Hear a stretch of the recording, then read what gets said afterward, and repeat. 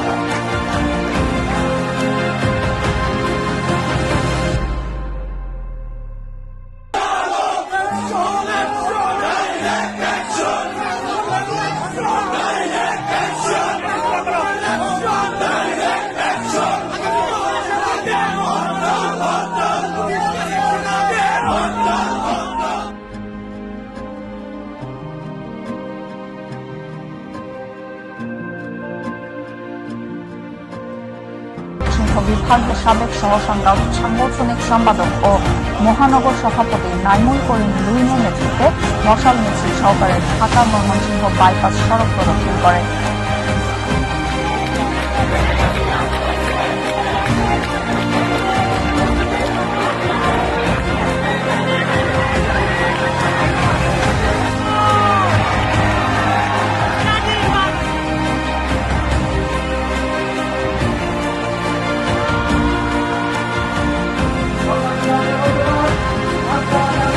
বাংলাদেশে যখন ক্রান্তিকাল আসে তখনই বাংলাদেশ জাতীয়তাবাদী দল সেই হাল ধরে বাংলাদেশের সাধারণ মানুষের পাশে দাঁড়ায়।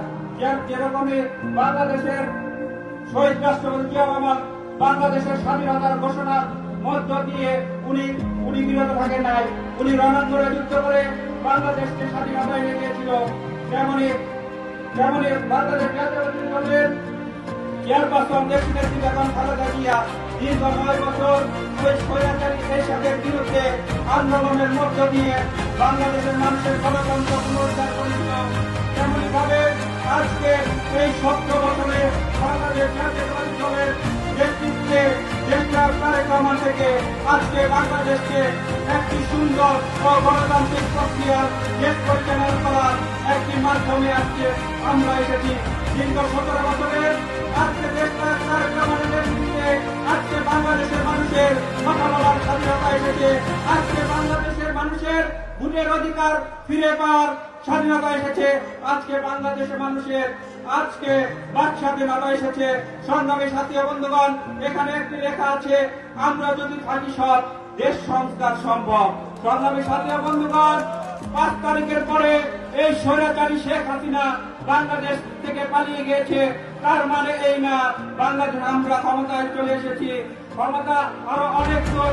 আগামীতে নির্বাচন হবে, নির্বাচনের মাধ্যমে বাংলাদেশের জনগণ যাকে ভোট দেবে সেই নির্বাচিত হবে।